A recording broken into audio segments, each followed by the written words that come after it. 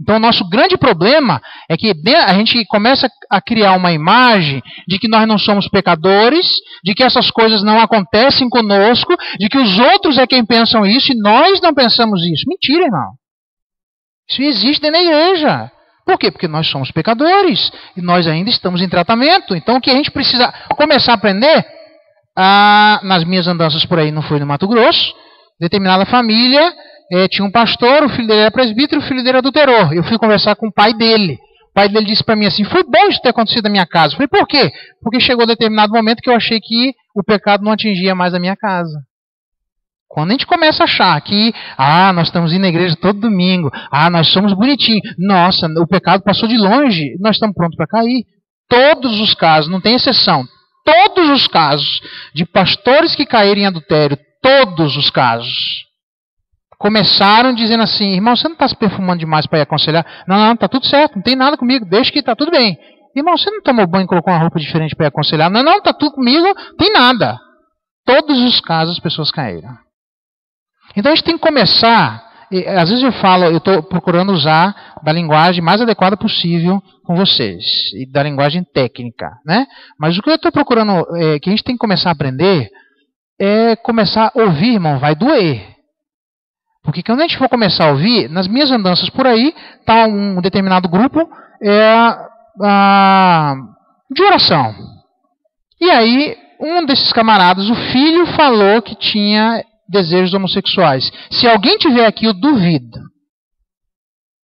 Não sei se eu posso duvidar com tanta certeza, né? Mas inicialmente eu duvido que a gente tenha coragem de procurar alguém dentro da igreja e falar. É errado a homossexualidade? Como é que nós vamos tratar? Sozinho não vai ser. Você vai ter que chamar alguém e vai dizer, irmão, você pode me ajudar nisso? O que aconteceu?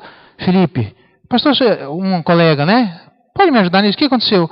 Cara, eu estou com vontade de ser gay. Que é isso, irmão? Logo você não acredita em mim? Meu Deus do céu, cara, eu vou botar minhas fichas. Se a gente fizer isso, acabou. Esse é o problema da vida da igreja. A gente trata essas questões dessa forma. Não pode, gente. Cara, eu estou com vontade de ser gay mesmo. Irmão. Vamos orar por isso. O que está acontecendo? Conta a sua história. Me conta como é que foi. Como é que você foi criado. Como é que foi? De repente, ele está contando isso. Você já está achando que é um escândalo. Você nem ouviu o resto que ele tem para contar. Aí que você vai ouvir o outro escândalo para ele contar.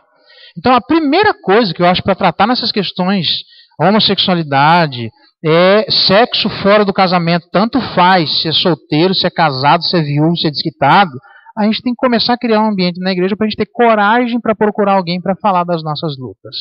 A gente parar de dizer que, não, isso comigo está tudo bem, quando a gente sabe que na prática não está tudo bem. Sabe o que está acontecendo? Eu estou formando em psicologia. Mas o que está acontecendo, com todo respeito aí, é que as pessoas estão da igreja, que estão viradas no cross aí, na forma como usam o seu corpo, né? E sabem que estão errados, e elas não estão procurando dentro da igreja, elas vão lá fora, porque elas pagam pelo sigilo do camarada, e se ele falar para alguém, ele vai lá e processa.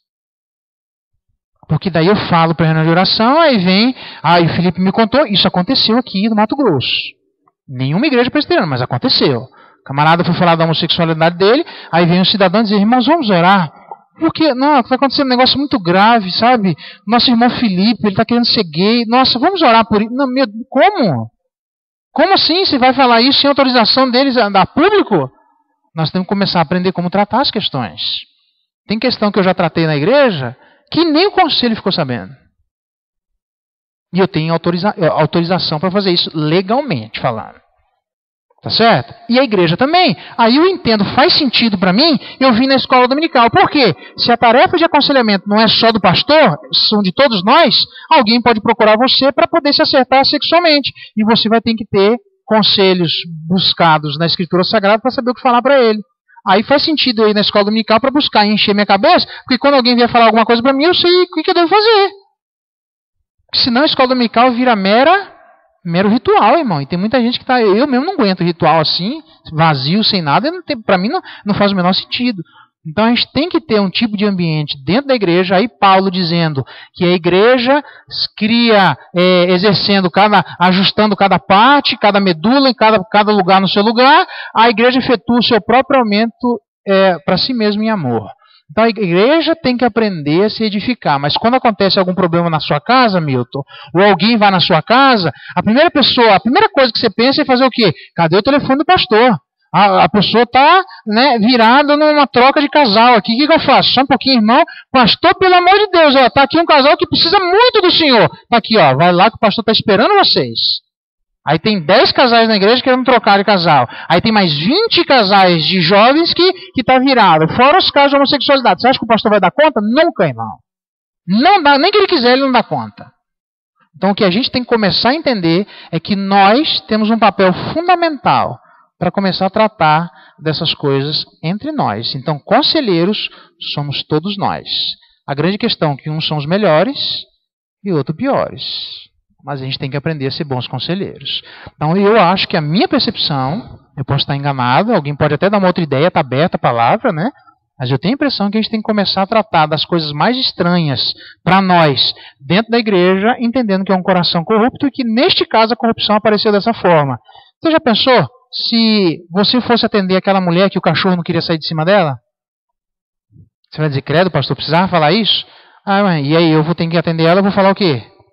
Alguém vai ter que atender essa mulher, ou não? O que nós falamos para ela? Isso é um pecado, irmão, não faz mais isso. Você acha que resolve? Ela já sabe disso. E eu acho que não resolve. Por isso é que trabalho de aconselhamento tem a ver com acompanhamento. Mas nós não queremos acompanhar ninguém. O que nós queremos é uma deturpação no meu entendimento do evangelismo. Se converteu, irmão? Converteu. Deus abençoe. Vai com Deus. Qualquer problema, se vira na igreja que eu vou evangelizar mais. Irmão, ele nasceu de novo. Você tem que andar com ele. Ele não sabe andar direito, ele não tem discernimento das coisas, ele é bebê na fé. Você tem que andar com ele e explicar as coisas para ele. Você tem que fazer isso. Eu tenho que fazer isso. Nós temos que fazer isso. Mas esse negócio de evangelizar, colocar a pessoa dentro da igreja e deixar que os outros cuidem, aí gera essas questões de medo dentro da igreja, porque eu já vi muita acusação, muita, não é pouca não, de gente que era tratado desse jeito antes de se converter, aí a pessoa se converte, batiza, faz a profissão de fé dela na igreja e ninguém nunca mais olha na cara dela. Eu já vi isso, acontece em muitos lugares. Eu tenho maior medo das pessoas que estão se convertendo e estão entrando na igreja, para não vender uma imagem errada para a vida delas. Eu estou chamando você para me relacionar com você. Pois é, pastor, mas eu sou lésbica. Não tem problema, eu vou andar com você. Pois é, pastor, mas eu tenho hábitos estranhos. Nós vamos andar com esses hábitos estranhos e vamos ver o que a gente pode fazer. Vamos lutar junto. Deus me chamou para me relacionar com ele e com você. Todos nós temos que fazer isso. Aí as questões da sexualidade elas vão aparecer. Se não aparece, é porque tem medo de falar dentro da igreja. E aí nós precisamos pensar qual é o nosso papel de igreja terapêutica para a vida das pessoas. Eu acho que esse é um caminho. Ok? Pastor, sobre essa questão, duas questões que eu queria colocar. Primeiro, sobre a questão do sigilo. Sigilo, muito bem. Eu concordo que justamente para o tratamento correto, adequado dos problemas, há níveis, gradação do sigilo. Ele é necessário e tem vezes que ele é indispensável. Inclusive, se eu precisar relatar alguma coisa, eu tenho que ter sabedoria necessária para saber até que ponto pode ser tratado, perfeito, né? Revelado. Né? E há sigilo que deve ser, inclusive, em relação ao conselho, mesmo de um membro do conselho. Perfeito. Concordo plenamente com isso. Né? Perfeito. Não tem necessidade de compartilhar aquilo que eu já estou tratando. Perfeito. São mais pessoas que vão estar envolvidas sem necessidade. Agora, por que essa ânsia das pessoas de não guardarem o sigilo, eu entendo, me corrija se esteja errado, que tem a ver com aquela coisa do íntimo de me achar melhor que o outro. Então, quando eu revelo, eu estou dizendo, ele faz isso e eu não. Né? Aquela questão de me colocar em eu sou menos pecador. Olha o absurdo que está acontecendo. E aí traria outra questão, que é um perigo quando a gente começa a dizer, isso tudo acontece na igreja. Isso tudo está se tornando normal na igreja. E a gente começa então a admitir como algo normal, como um pecado corriqueiro, então não mais pecado, não mais necessário de ser tratado. Perfeito. Né? Por isso eu creio que a gente precisa tomar esse cuidado de dizer assim, ó, eu não devo me escandalizar com os pecados que o mundo quando vem para a conversão, acho que eu vem para cá. Okay. Né? Mas nem por isso eu devo dizer que a minha moral da igreja deve ser rebaixada. E qual que é a dúvida do senhor exatamente? Não, então eu estou colocando, minha preocupação é que não se entenda, né, quando a gente diz assim, está acontecendo isso dentro da igreja, está acontecendo. Mas não quer dizer que isso deva ser aceito como algo. Perfeito. Muito boa colocação. É normal, mas nem por isso é correto. Né? Ok. Muito boa colocação. Quando eu falo que essas coisas estão acontecendo na igreja, eu acho absolutamente lamentável disso estar acontecendo na igreja. Então, eu apenas estou dizendo que a gente precisa entender que isso é a realidade do nosso coração e o sentido de não se escandalizar é na conversa um com o outro. Quando você está conversando com um irmão, o irmão vai dizer, cara, sei lá, vai falar um monte de coisas que para você são estranhas e porque para a escritura é esquisito mesmo. Você vai dizer, ok, vamos lá. Você não pode chegar para o irmão, em hipótese alguma, e dizer, cara, nossa, peraí, deixa eu respirar, deixa eu beber água, que eu tô, nossa, meu Deus do céu, eu não consigo nem imaginar isso, mas continua falando. Não, ele não vai continuar falando. Nesse sentido, que em termos pessoais, essa atitude ela não pode acontecer jamais entre nós. Se acontecer, você pode ter certeza que é a primeira e última vez que ele fala. Aí ele vai lá no psicólogo pagar, porque daí pelo menos ele sabe que ele não vai, o camarada não vai fazer essa cara. Então, a gente fazendo essa cara de não me escandalizar, não significa que eu não esteja me escandalizando. Tá? Cara, é um negócio, mas você tem que entender que é um sofrimento dele. Você tem que entender que há uma dificuldade que precisa de tratamento, e que você não vai se colocar como melhor, como superior, você vai dizer, você tá numa situação ruim, viu? Ainda bem que não sou eu, né? Mas vamos lá. Nossa, aí você fica, é muito difícil. Então, cuidar com as palavras e com as fisionomias faz toda a diferença, só nesse sentido, né? Na hora de conversar com a vida da pessoa, mas não é para encarar essas coisas em absoluto como se fosse algo a ser aceito pela vida da igreja. Isso é absolutamente lamentável que esteja acontecendo dentro da igreja. Só um pouquinho. Eu respondo essa questão, colocando dessa forma? Ok. Deixa ele perguntar o que ele estava pedindo aqui. Pastor, existe algum estudo a respeito da porcentagem do quanto o ambiente familiar está relacionado com o homossexualismo, a homossexualidade? É um problema, aí a gente tem que lidar com o método científico, tá? É um problema essas pesquisas, porque depende de quem faz. E ela está a serviço de quê? Né? Só para dar um exemplo. Você tem a terceira... Você tem 3 atitudes para tomar com alguém que fuma. Tá? A última delas seria tomar remédio. Essa pesquisa foi apresentada na Universidade Federal por um pós-doutor lá de Ribeirão Preto. De 100 sites científicos, que o pessoal você deve ouvir isso na faculdade, esse é científico, né? De 100 sites científicos, mais da metade dele bancado pelas indústrias de tabaco, não apresentam na postura do terapeuta, do médico, seja lá o que for, em relação à pessoa, essas 3 opções. Só apresenta direto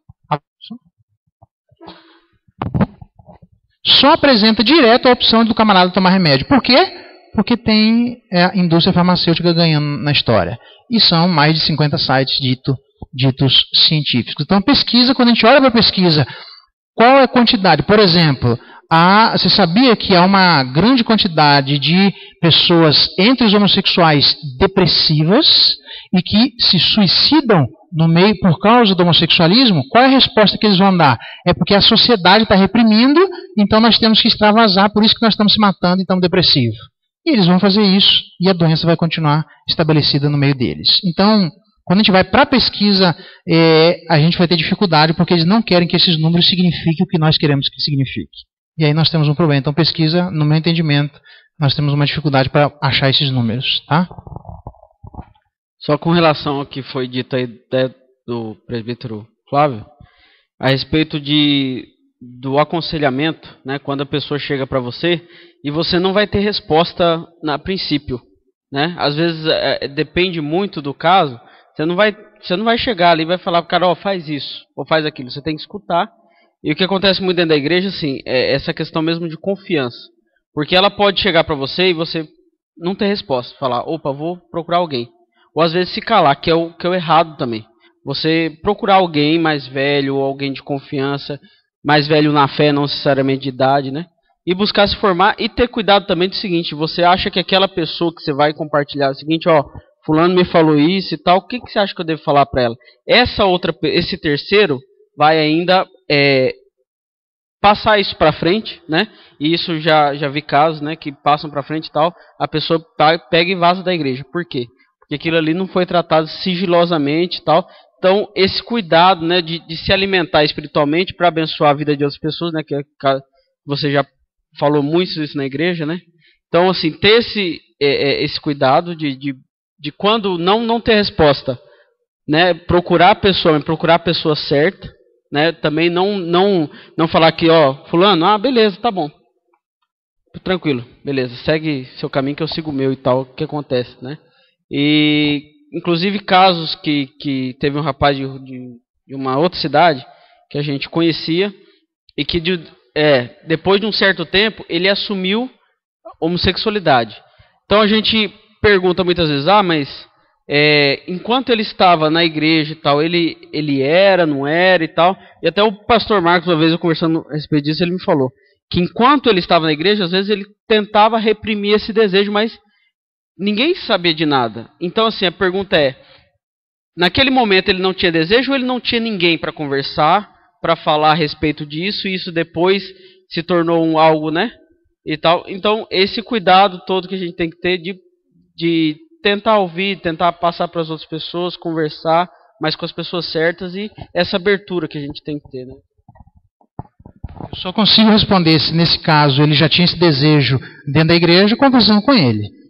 Se eu falar aqui vai ser uma especulação, né? Pode ser que ele tinha desejo naquele momento, ou pode ser que ele saiu da igreja, e porque ele saiu da igreja que ele passou a nutrir esse tipo de desejo. Então depende de conversar com ele para poder saber.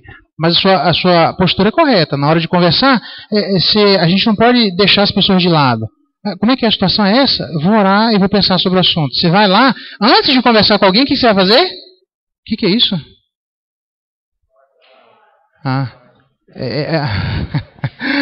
É o tempo dizendo que acabou daí, né? Não, tranquilo, pode perguntar de boa, tá? Quando a pessoa pergunta para você, o que você vai fazer primeiro? Você vai ler primeiro a Bíblia, não. Você vai procurar na Escritura antes de perguntar para alguém, porque senão fica assim, como é que é? Vira um Google, né? Alguém sabe de como é que eu faço para uma pessoa que é pervertida? Qual que é? Beleza, irmão, faz assim. Não dá. Você não pode fazer isso. Então você tem que ouvir. Vai doer, porque você vai dormir com aquele negócio na cabeça, você vai acordar com aquele negócio na cabeça, e muitas vezes a pessoa vai dizer, o que eu faço? E diz, não sei. Vamos orar junto? Vamos caminhar junto? Você volta, como aconteceu, e a gente está falando de homossexualidade, mas qual que é melhor? Um homossexual que trata bem seus filhos, ou um pai que bate na mulher? Um marido que bate na mulher? Nenhum dos dois. Ele tem que tratar bem os filhos sem ser homossexual e tem que tratar bem a mulher sem precisar necessariamente. Porque a gente está falando de homossexual como se não houvesse problema na heterossexualidade. Existe problema nos dois. Tá? Marido que bate na mulher dentro da igreja, que é uma coisa que não é para ser normal. Não é mesmo. Mas que existe, existe. Então a gente tem que prestar atenção para não achar que a homossexualidade é o problema, quando tem gente com heterossexualidade também com muita dificuldade de relacionamento. Então me parece que agora eu entendo por que Jesus Cristo chegou para Pedro e disse assim, vocês viram a transfiguração? Viram? Então nós vamos descer e vocês não contam para ninguém. Como assim não contam para ninguém? Não, o que é isso, cara? Eu tenho que contar.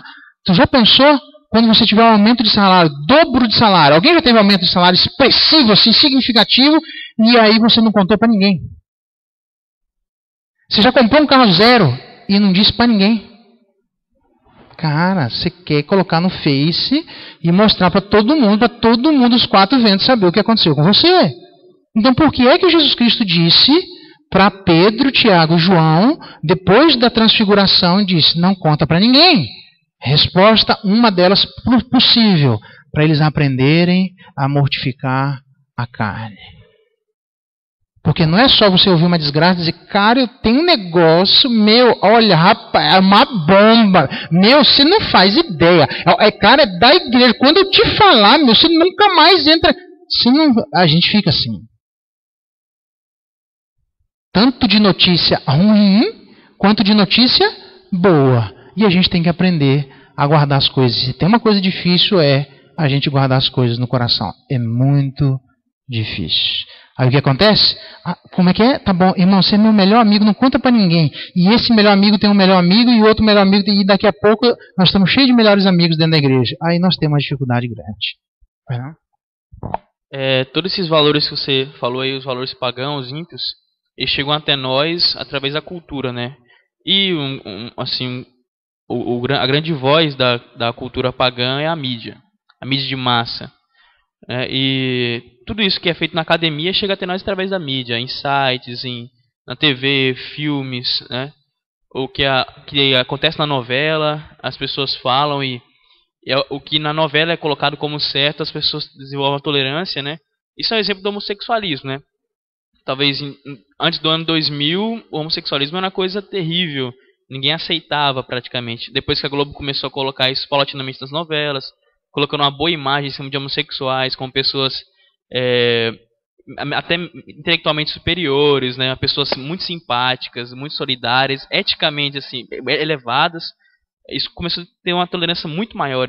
Isso até que a ponto de hoje, se você é contra, você está errado, né? Então, minha pergunta é como que o cristão que quer se manter com seus valores adequados à mentalidade de Cristo, ele deve lidar com a mídia, mesmo para não ser não tem como não ser bombardeado, mas ser menos influenciado, ser menos exposto a isso. Deu para entender a pergunta, né? Então, a gente sempre, quando a mídia quer passar um valor, quando a mídia quer passar um valor para a sociedade, quando a cultura quer passar um valor para a sociedade, a primeira coisa que ele faz é fazer com que a sociedade se comprometa emocionalmente com aquilo.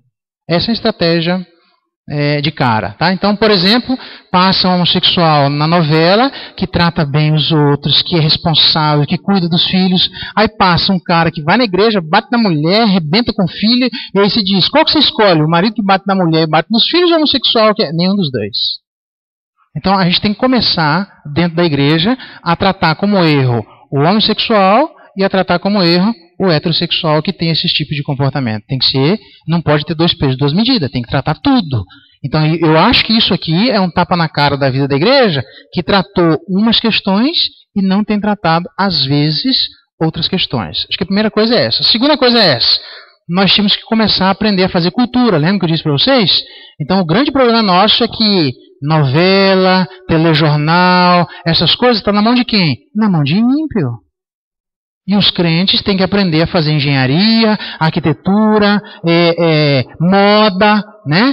A moda é muito interessante, vocês têm que assistir as palestras de Nancy Pearcey para ver como é que ela mostra que a moda, através da roupa, você consegue expressar um tipo de pensamento da sua época. Nossa, os cristãos, quem são os cristãos que estão fazendo moda de acordo com o pensamento reformado? Me fala quem são.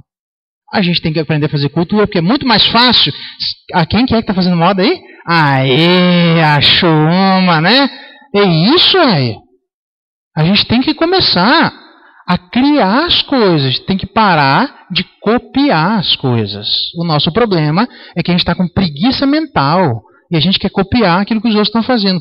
Sempre foi na história que a sociedade copiou o que os crentes fizeram, irmãos. E o melhor exemplo que nós temos disso, os grandes nomes da música mundial começaram onde? Pois é, só que infelizmente isso é só da música. E o resto?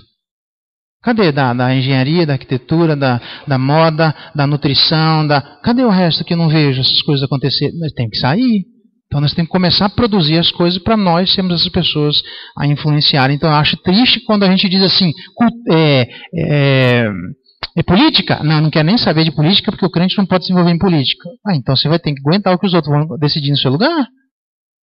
A televisão? Não, televisão é um pecado, televisão, porque isso aí o poder corrompe. Né? Então vamos ficar aqui só crente aqui. Daqui a pouco você não faz mais nada.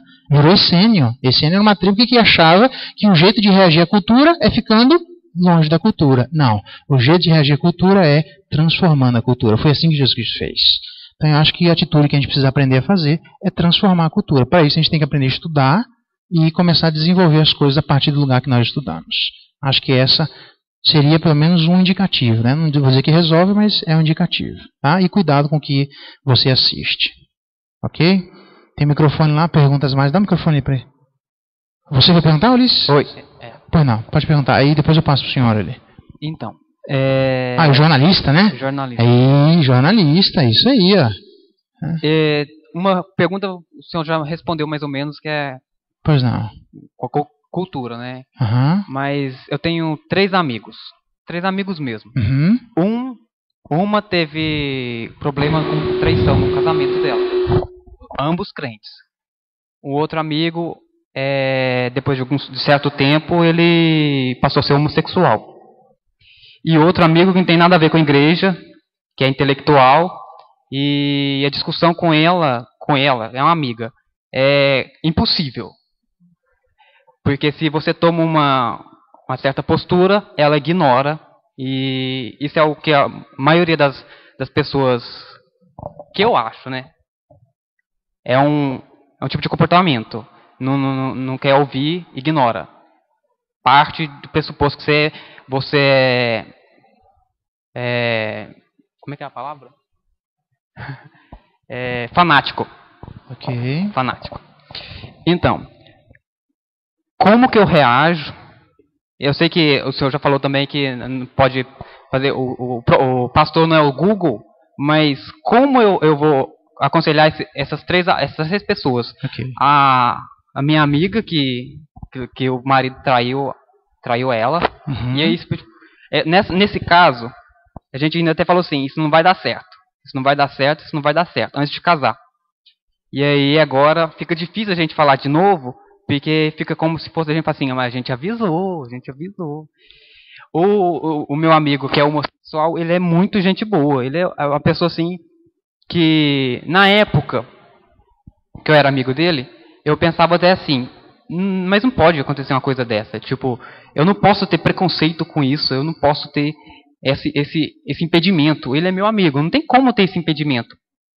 Mas, pensando interiormente, depois que veio aquela lei que queriam aprovar e tal, para ensinar para as crianças sobre o homossexualismo, tinha até um kit. Eu mexo com mídia, então eu sabia o que tinha naqueles kits.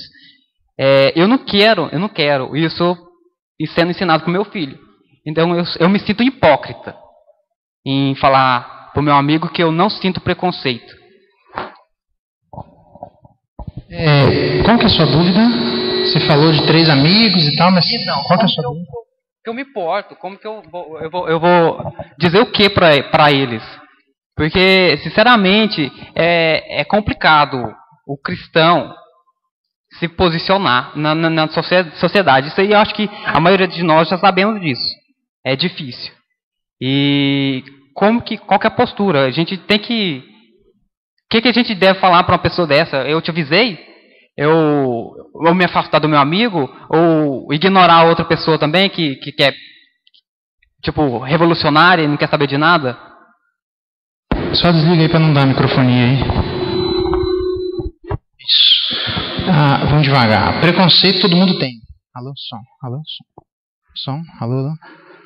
Alô, som. Ok. Preconceito todo mundo tem. Não existe quem faça determinadas afirmações sem nenhuma concepção de antemão. Isso não existe. Então não são os cristãos que são preconceituosos. Todos somos preconceituosos. A questão depende de qual é o conceito que nós temos a respeito da realidade. Porque nós vamos trocar o conceito de um pelo outro. Então não é o cristão que vai exercer alguma coisa como se os outros pudessem exercer diferentemente do que nós fazemos. Como é que nós vamos falar? Nós vamos falar que está errado. Tem jeito para falar, tem hora para falar, mas se tem um traindo, tem um homossexual e tem outro que não quer ouvir, o que não quer ouvir já está dizendo que não quer ouvir. Você deixa de lado, você vai continuar orando por ele.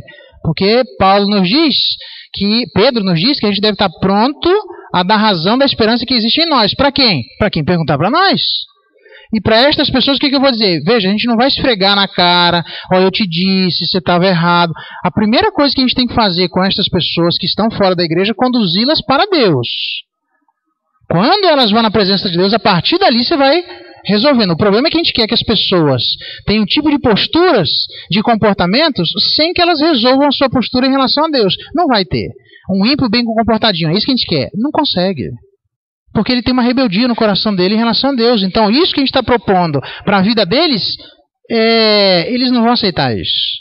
Tá? Então, para nós aí fora, o que a gente tem que fazer é evangelizar. Com coerência, com amor, com carinho. Como você falou, eu tenho homossexual que é amigo. Todos nós deveríamos ter um tipo de relacionamento, sabendo que é limitado, sabendo que você não consegue ultrapassar determinadas barreiras, mas você não precisa se sentir hipócrita. Não, eu tenho uma dificuldade. É seu direito de ser homossexual e é meu de ser heterossexual.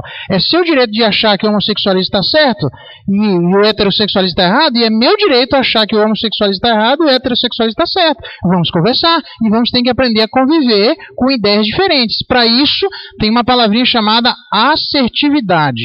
O que é assertividade? Eu já disse isso para alguns. O que chama-se assertividade? Vamos lá? Tem algum professor de português aí? Alguém estudando português? Alguém que gosta de português? Não, qualquer um que fala português. Assertividade é a capacidade... Aumenta só um pouquinho porque eu estou quase comendo o microfone aqui. Daí só para afastar o microfone aqui. Assertividade é a capacidade de lidar com ideias contrárias sem perder a paciência.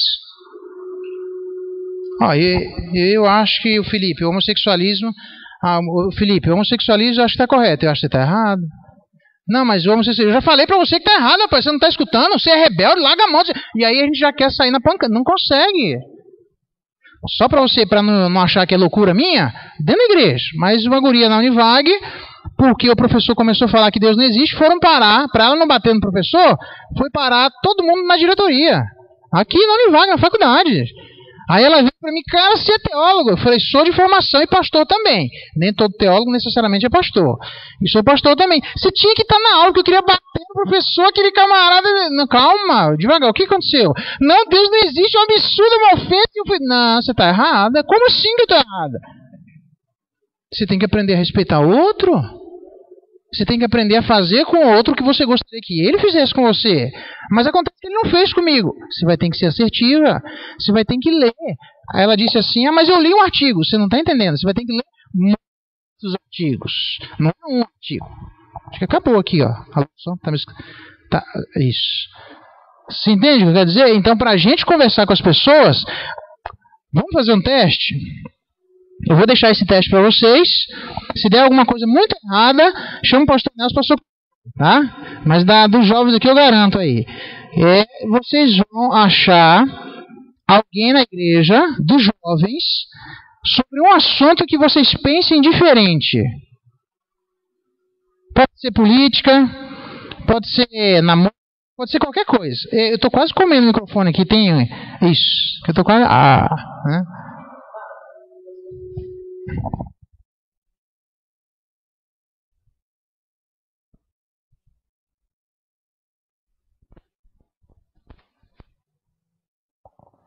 Olha só, isso. Só para você ver como é que senão eu começo a gritar, daqui a pouco eu perco a voz daí, né? Só para você ver como é que é isso. Pega um assunto que, mesmo namorado, você melhor não, né? Pega outro que não seja namorado. Né? Pega alguém que pensa diferente. E eu queria que vocês conversassem tentando convencer um ao outro sem brigar. Vamos fazer esse teste? Não é agora. Porque senão vai vir todo mundo beiçudo aqui para amanhã para a escola dominical. Mas eu queria que vocês fizessem isso dessa semana. Pessoal dos jovens, combinado? Vamos achar um assunto aí. O que você pensa? Vai numa conversa aí, vocês acham. Qualquer assunto. E tenta conversar. Para quê? Para você ver se você consegue respeitar o outro, mesmo que ele pense diferente. Mesmo que o pensamento dele seja para defender a homossexualidade.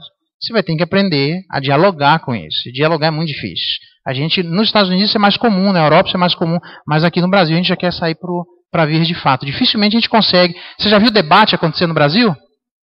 Eu só vejo o Mackenzie fazer. Quase não acontece nas universidades. Por quê? Porque senão a gente vai se estapear. As pessoas não sabem dialogar, defendendo seus direitos, defendendo seus pensamentos, sem que necessariamente parta para a agressão. Então eu acho que esse é um desafio sincero que eu acho para a vida da igreja, aprender a ser assertivo. Paulo chegou no meio do Areópago, lembra disso? Todo mundo idólatra. Ele não disse, que isso é um absurdo, meu Deus do céu. Não, vocês são espirituais. Ele começou elogiando ainda. Mas, doeu o chicote, né? Aí ele vai falar. Mas você tem que aprender, a gente não consegue. Quer ver uma pergunta para vocês? Quem são os amigos que vocês têm que não são da igreja? Tem que ter, gente. Vai ter uma limitação? Claro que vai ter. Mas tem que aprender a se relacionar com gente fora da igreja, fora do cristianismo, eu estou dizendo. Aprender você pensa de um jeito, mas eu penso de outro. Vamos conversar sobre isso? Vamos. Até para ver se você consegue articular o seu pensamento e dizer, mas por que é assim? Aí você vai dizer assim, é assim porque é. Não, irmão, tem que explicar. E aí o problema nosso é que a gente não consegue. Você é rebelde, você é duro de coração, Deus me livre. Vai lá, vai, conversa com outro. Deixa eu dar um exemplo e eu passo a palavra para o irmão que quer perguntar. Estou lá nas minhas andanças por aí no Fui do Mato Grosso, conversando com uma guria. Uma mulher chegou para mim e falou assim: vai lá conversar com aquela mulher que está lá internada lá, porque aquela mulher é dura de coração, eu já falei de Deus, ela não quer saber de Deus, é um absurdo. Aquilo lá, não, meu Deus, vai lá, porque aqui a rebeldia está na flor da pele. Falei, tá bom, né? Deixa eu entender o que está acontecendo. Fui lá conversar, o que está acontecendo? Eu falei, não, é que está me dizendo que existe Deus, existe Jesus. Quem é Deus? Existe 2 deuses, 3 deuses? Eu não estou entendendo. Foi porque no princípio era o verbo estava com Deus, o verbo era Deus. Que princípio, que verbo, que Deus? Não estou entendendo nada. Não, calma. Olha, era assim, existem tantas pessoas na divindade, funciona assim. Agora eu entendi, entendeu? Entendi. Aí eu voltei para a guria que era da igreja e falei assim, agora aquela mulher dura de coração, você pode ir lá. Agora eu posso evangelizar? Pô, agora eu vou lá evangelizar. A gente é assim. Tem gente que tem medo de esboçar dúvida para dizer, ó lá, é incrédulo. Ó, já começou. Cara, eu não entendi. Eu posso entender. Como é que a Bíblia é a palavra de Deus? Eu acho que não é. Alguém pode me explicar? Que é isso, irmão? Isso é coisa de se perguntar? Meu Deus do céu, a Bíblia é sagrada, mano. Deixa o cara perguntar. Para mim, Jesus Cristo é Deus? Eu acho que não. Você tem essa dúvida? Por quê? Deixa eu entender.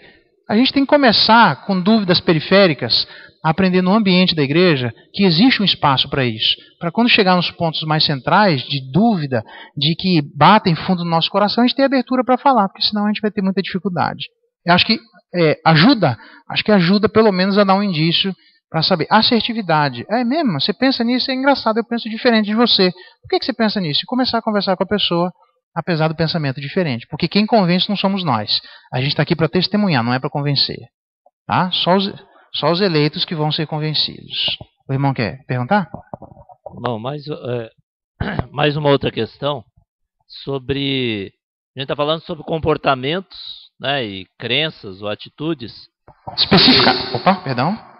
Especificamente envolvendo as questões sexuais, né? Sim, mas que devam ser tratadas, né, e como tratar delas e tal. Mas entre essas foram citados grupo de comportamentos que envolve terceira pessoa, né? Uma coisa é você dizer assim, o comportamento sexual do namorado antes do casamento, quer dizer, ou mesmo várias formas de comportamentos aí que são pecaminosos e tal, mas tem alguns que envolvem dano ao outro. Por exemplo, 2 que você citou aí, que é o caso do pedófilo, né, e daquele o marido que espanca a mulher. Então, eu acho que a gente precisa distinguir desse grupo aquilo que mereça tratamento daquilo que mereça imediata correção. Porque senão você vai ficar assim, não, mas ele é pedófilo, está aqui na igreja, quer ser... O sujeito tem que ir para a cadeia, ou pelo menos nós temos que tratar dele, ver se ele mudou, se ele... Ele tem que ser retirado do comportamento já, imediatamente. Entendi. Foi muito boa a sua colocação. Até para esse cidadão que foi pedófilo, a minha palavra para ele é que eu ia visitá-lo na cadeia, que ele tinha que ir preso. Inclusive, eu conversei com um promotor na época chamado Cortesia, e acertei até a cadeia que ele ia ser preso, né? Porque se ele fez isso, porque se fosse meu filho, provavelmente na hora da raiva, é capaz de que ele manda matar o cara. Porque 3 anos era um presbítero, e ele dizendo assim, na reunião do conselho, cuidem dos seus filhos, porque eu não consigo me controlar. E aí em acampamentos de 10 anos anteriores, aí a coisa começou o buchicho na cidade, né? Aí o camarada, agora pastor, estou entendendo porque dá 10 anos atrás, de mulher para um lado e homem para o outro, no meio da noite acordaram e dizer, nossa, o que aconteceu? O fulano está me agarrando aqui. Não, o que é isso? Você está achando? 10 anos atrás. Então a coisa estava no meio da igreja, ó, faz muito tempo. Então eu concordo plenamente em questões de dano.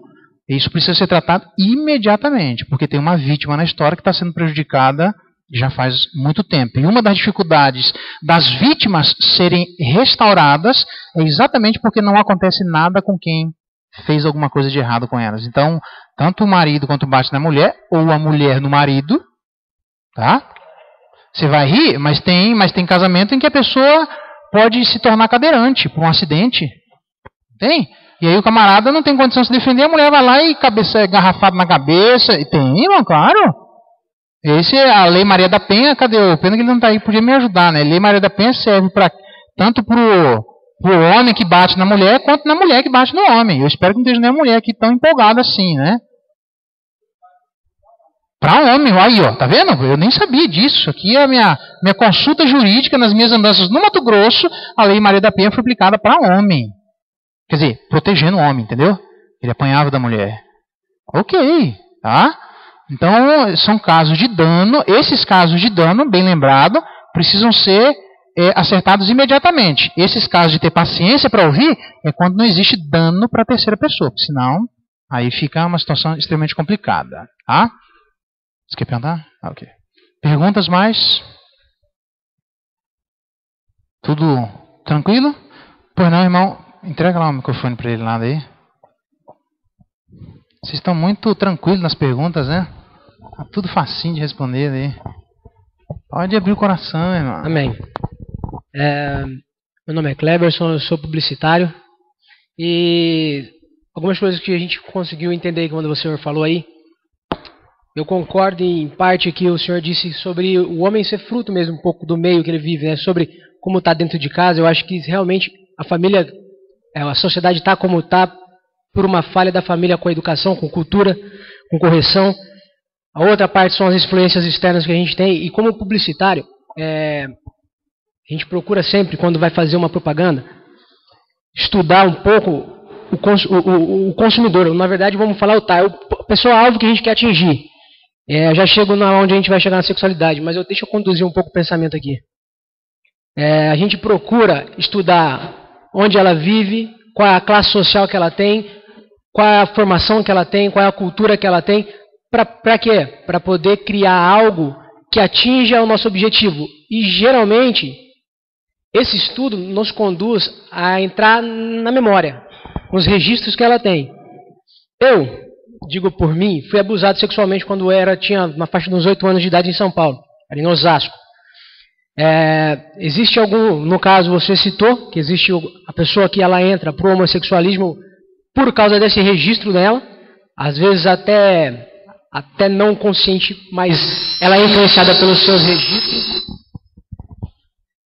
De outra forma, a gente sabe, no meu caso também foi assim, eu acabei de abusado a abusar, né? E em contrapartida também, meu libido sexual foi inicialmente, muito prematuramente, iniciado. Então, o meu registro não me levou a levar para essa caminhada. Eu já morei com 3 lésbicas em São Paulo.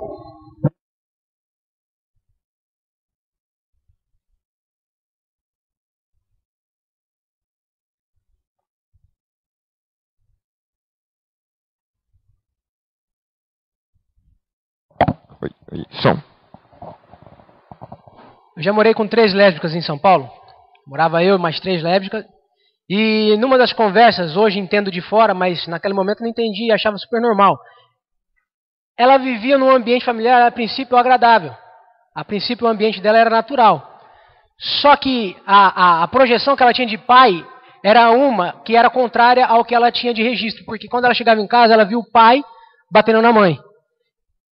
Automaticamente, eu não sei em que forma, se pelo meio ou se pelo registro, ela decidiu ser um homem para outra mulher. E dali, então, ela iniciou uma atividade homossexual. Certo? Eu queria saber até que ponto o meio, o senhor concorda que o meio influencia? Até que ponto os registros que nós temos influenciam? E até que ponto entender, porque eu acho que o que está faltando mesmo para a igreja hoje é cultura. E a falta de cultura nos deixa suscetível a tudo que vem e entra. Até que ponto o senhor concorda com a cultura e até que ponto o senhor acha relevante a gente, com a cultura, reformar a nossa visão?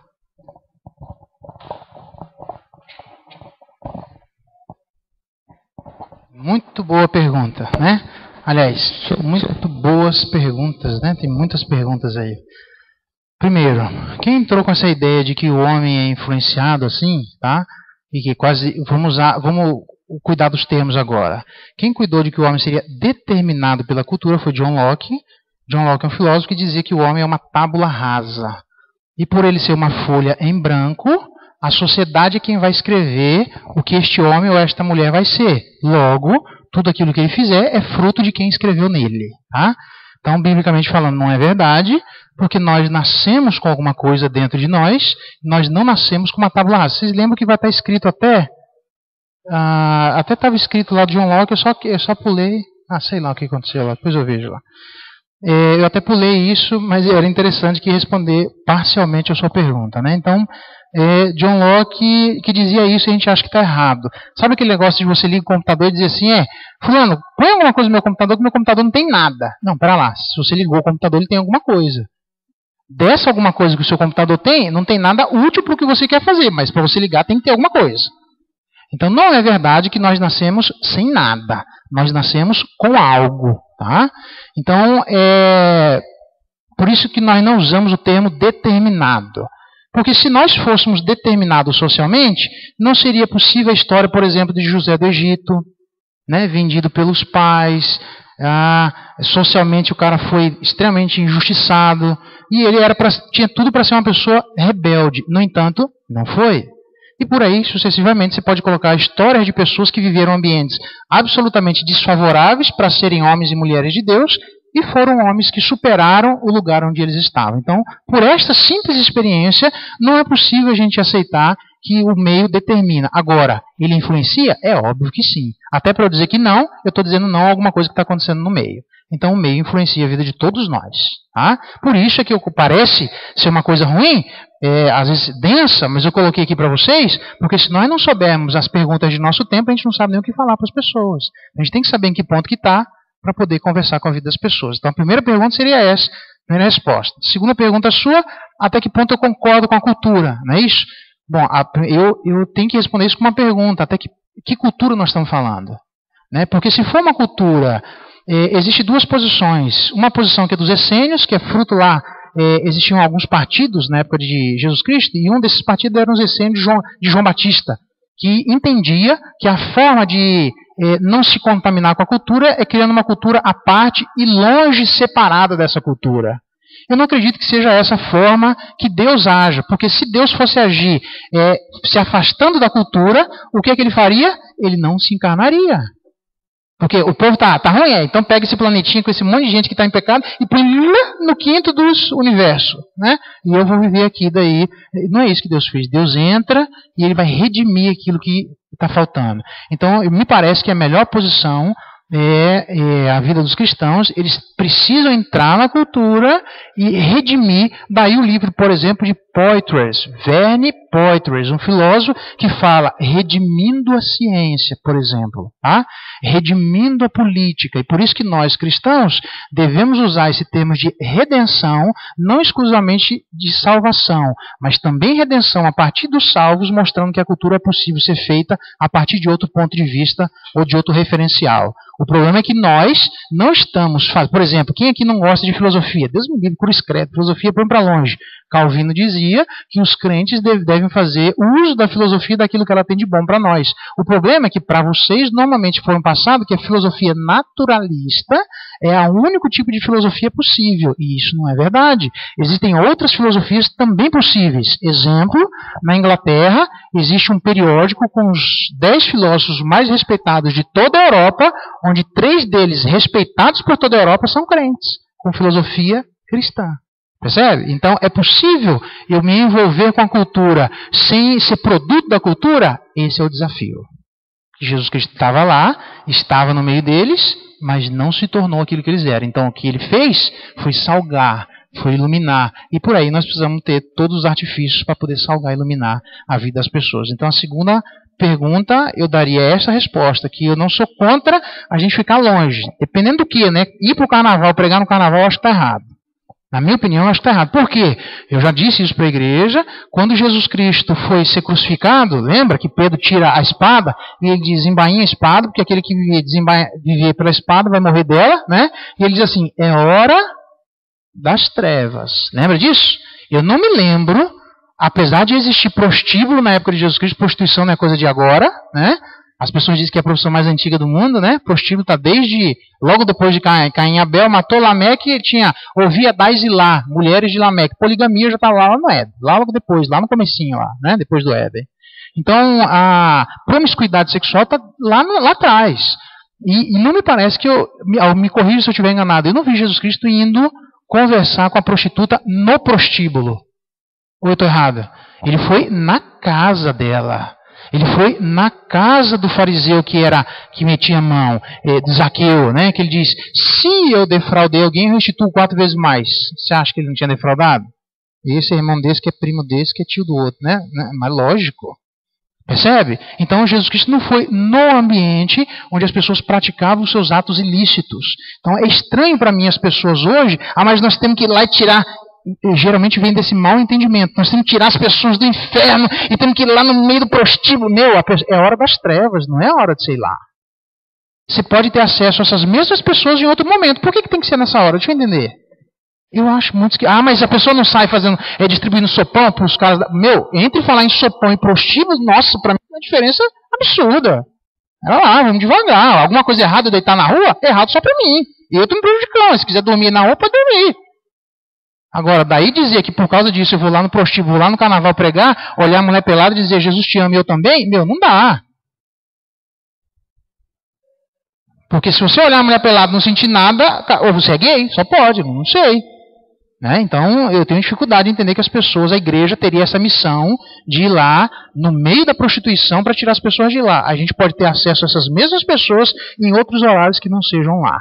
Jesus Cristo deixou isso bem claro. E na vida dele, me parece que ele deixou isso bem claro. É muito estranho que alguém queira defender uma postura dessa, sendo que eu não vejo isso na história do cânon do Antigo e Novo Testamento, alguém indo no lugar em que as pessoas estão fazendo as coisas erradas para tirá-las de lá. Não vejo nenhum exemplo disso. Né? Eu vejo as pessoas saindo. Então, a cultura tem que reformar, desde que eu entenda que eu não tenho que estar no meio desses lugares fazendo aquilo que as pessoas estão fazendo. Tem uma terceira pergunta que eu não lembro mais. Você pode lembrar? É sobre as associações cognitivas. Até que ponto elas influenciam? Né? Porque posso só citar outra coisa? Pode. Dentro disso? Pode não. A gente entende que a maneira mais profunda de entrar na cabeça do ser humano ali, trabalhando com a publicidade, é driblar uma coisa que pra gente chama de broken, que é o que nos leva para a parte mais profunda da cabeça dele, da mente broken. Dele. Isso. Broken é quebrado, né? A gente leva ele para a parte mais profunda. E uma vez a mensagem chegando até ali, fica mais pregnada dentro dele, a ponto de ele chegar a uma prateleira e ele lembrar da marca, ele comprar e ser influenciado e levar a marca. Então eu quero saber se nós temos registros, até mesmo ruins, que nos influenciam hoje dentro disso e como mudar isso. Isso é quase uma pergunta freudiana, né? Eu vou dar 2 respostas. A primeira delas é que eu não acredito em mensagem subliminar. Tá? Por quê? Vou dar um exemplo simples. As pessoas diziam que se você virar... não se reprima, não se... Lembra? Não sei se lembra, tem gente que nem era dos menudos da época, né? Daí, né? Como é que você lembra? Não é possível que você lembre. Você forcei agora, né? YouTube, né? Não se reprima. Se você girar o disco de vinil ao contrário, nossa, vinil, hein? Ele diz lá, Satanás vive, Satanás vive. Logo, quem canta não se reprime, está dizendo que Satanás vive. E ele não vive? Por acaso ele está morto, Satanás? Ele está vivo, qual o problema? Eu dizer que Satanás vive, tem alguma coisa errada? Se eu dissesse que ele está morto, eu acho que eu estaria mentindo. Mas ele está vivo mesmo. Então o crente pode dizer que Satanás vive? Pode, você vai dizer o quê? Eu não tenho outra coisa para dizer. Tá? Mas daí dizer que essas mensagens subliminares, que eu não sei que elas estavam lá, me levam a tomar determinadas atitudes, a melhor forma de evangelizar as pessoas seria através de mensagem subliminar. Então, o que eu faria? Eu faria uma música onde a pessoa cantasse, por exemplo, não se reprima, não se reprima, e ao contrário diria, Jesus Cristo vive, você deve se arrepender. Eu estou chorando, eu quero amar Jesus Cristo. Isso acontece? Não acontece. Nem se falando que a pessoa é para amar Jesus Cristo, ela não quer amar. Quanto mais, se nem declaradamente ela não faz, que dirá subliminarmente. Não faz. Se fosse assim, o melhor jeito de estudar para a prova seria qual que é? Você grava a prova, depois se vira girando ao contrário. Tem gente que dormia com o fone de ouvido lá durante a noite. Sei que não abre o olho lá não e vai ficar acordado, toma banho, toma um remédio para ficar acordado e vai estudar, que você não vai lembrar, vai tirar 0 na prova. Esse negócio de ficar com o ouvido lá. Nossa, eu acordei com uma dor de cabeça porque eu estudei durante a noite inteira lá. Gravei a aula e estava falando no meu ouvido aqui. Não vai acontecer nada. Você vai tirar 0. E aí na hora, Deus faz eu lembrar daquilo que eu nem sei que eu ouvi, né? Porque entrou por osmose. Não entra.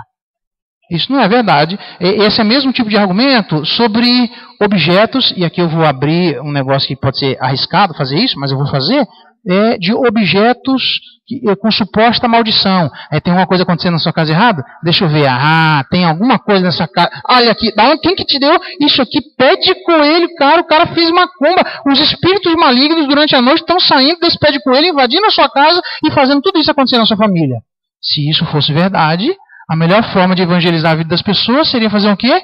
Os Gideões, distribuindo a Bíblia. Põe a Bíblia lá do lado e à noite o Espírito Santo secretamente sai de lá, invade o coração dela e faz ela chegar até a igreja. É assim que acontece? Se que não abre a Bíblia lá e vai ler, que não vai acontecer nada. Então, se não acontece em relação ao Espírito Santo, tem que acontecer em relação ao Espírito do Diabo? Eu não entendo por quê. Tem alguma coisa errada com o argumento. Estou me fazendo entender? Ok. Então, a primeira resposta que eu daria é isso. Subliminarmente é estranho que as pessoas entendam que ele tem algum tipo de postura, sendo que só vale para o comércio, mas não vale para outras coisas. Seja fiel. Então, vou colocar subliminarmente, seja fiel, seja fiel, seja fiel, e a pessoa vai ser fiel. Não é assim que funciona. Tá? Por outro lado, eu não posso negar que existem pessoas, e eu vou tomar o maior cuidado com essa resposta aqui, eu não sou freudiano, tá? Por uma série de razões. É uma religião que eu não tenho tanta fé para ser freudiano assim, com todo respeito a quem é, mas nem tanto assim. Eu falei isso, inclusive, a professora, que é freudiana lá, e eu falei, olha, eu vou ter que falar de mecanismo de defesa, sua pergunta é fundamentada em Freud, né? Eu vou ter que falar de mecanismo de defesa, eu não quero ler, porque eu não gosto de ler, eu li aqui, eu gosto de falar, porque aqui tinha muita coisa para eu falar, vocês não iam gravar quase nada do que ia falar, já não gravaram, quem dirá se eu tivesse que falar na cabeça, né? Então eu falei para ela, não sou por um monte de razões, e falei para a professora, então não tenho problema nenhum em falar das coisas que eu penso para os professores e articular as minhas ideias, né?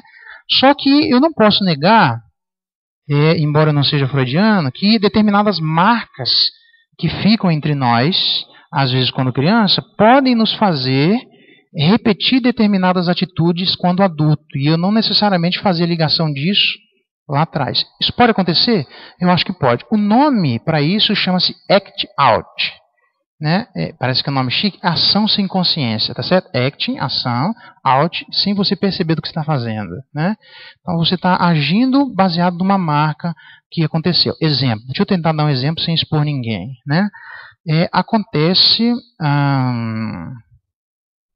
casos de pessoas que são abusadas. Vamos para o abuso, que foi o exemplo que você usou. Né? Casos de pessoas que são abusadas e na fase adulta elas sufocam a vida de seus filhos. E elas não estão entendendo, homem ou mulher, que a sua atitude em relação à vida de seus filhos tem a ver com a atitude que ela sofreu lá atrás. E não é difícil para fazer essa relação. Deixa eu tentar dar um exemplo de mim. Né? Nas minhas andanças por aí, né? Não foi no Mato Grosso, quem já não viu filhos que foram espancados por seus pais, e quando eles se chegam para o ensino bíblico de nós temos que disciplinar os nossos filhos caso haja necessidade, provérbio, literatura e sabedoria, com vara. O cara não aceita isso de jeito nenhum. Por quê? Porque ele foi espancado, ele não foi disciplinado. Então a relação dele de espancamento e disciplina está confusa, e a gente precisa ter paciência para explicar isso para ele. É a mesma coisa com bebida. Quem que já não teve pai bêbado, mãe bêbada, e com todas as implicações que isso traz, todos os desvios que isso pode trazer, porque a bebida é a porta para as outras drogas, né? Todas as dificuldades que isso pode trazer, e aí quando chega na fase adulta, um copinho de vinho não tem problema. Que isso? Você está maluco? Não pode fazer. Eu vou dar exemplo que numa das andanças por aí, o camarada queria que eu dissesse para a filha dele que ela não podia ir na piscina e no clube, porque no clube as pessoas estavam pecando no clube. Eu falei, cara, eu não tenho como dizer isso. As pessoas estão pecando no clube, estão pecando na igreja, estão pecando na calçada, elas estão pecando no supermercado. Se for assim, ela não pode sair de casa. Ela fica lá e faz toda a compra por telefone. E nem entra na internet, porque estão pecando na internet também. Não dá. É um argumento que não dá. E o cara perdeu a amizade comigo, pra você ter ideia. Oficial da igreja. Mas qual era o ponto? O ponto é que ele teve um problema com isso. O problema era dele. E ele estava transpondo esse problema dele para supostamente acreditava ele que a filha cometeria a mesma coisa que ele fez. Então, já que ele fez, ela também vai fazer, então eu vou bater na minha filha antes que ela faça. Sabe aquele negócio? O pai chega dando surra, mas eu não fiz nada, mas eu não sei, já fica de crédito aí. Por dia que você fizer, já está apanhado já. Não pode. Né? Então, embora eu não acredite na mensagem subliminar, eu entendo, facilmente é possível perceber isso, que existem comportamentos nossos atuais na fase adulta, que são meras repetições do passado, não há problema nenhum. E que fazer essas relações não são muito difíceis de fazer. Me fiz entender? Ok. Então vamos reformar a cultura aí quando for possível, tá? Mas tá fácil, não tem nenhuma mais difícil aí não, cara. Mais uma mais difícil aí. Perguntas mais? Como é que tá? Alguém quer perguntar mais alguma coisa? Foi muito boa a sua colocação. Aliás, todas as perguntas foram muito pertinentes, tá? Acho que deu para mais alguma pergunta? Tudo certo? Alguém mais? Dou-lhe uma. Dou-lhe duas. Não? 3. 45. 46. Oi? Deixa o meu e-mail aberto? Não, você tá louco. Vai que vocês mandam todo um monte de perguntas lá no meu e-mail, lá daí, né? Pode mandar, fica à vontade. É só, geralmente no e-mail, eu gosto de responder pessoalmente. Por quê? Porque você faz uma pergunta que tem tantas implicações. Para eu escrever isso, eu vou ter que escrever um tratado, né? Para eu explicar tudo, né? Então, é mais fácil eu deixar meu telefone. Aí você liga no meu telefone de... qual que é o endereço lá? Não sei qual que é o endereço.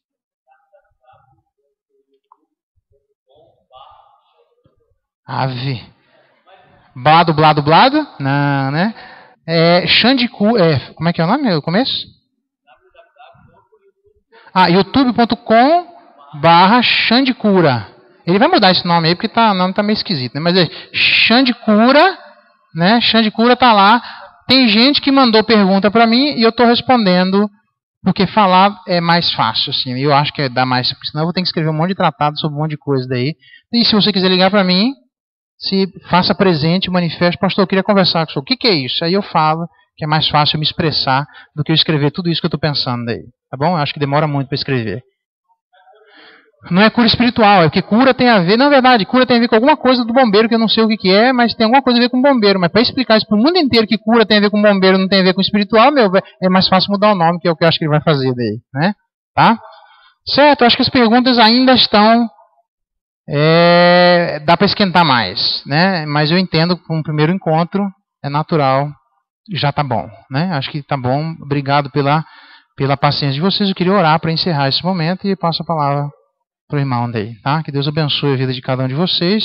Em outras oportunidades, agora pressupondo isso, agora sim eu posso falar de sexualidade. A partir disso, agora de outras formas, fica melhor, tá? Então vamos orar.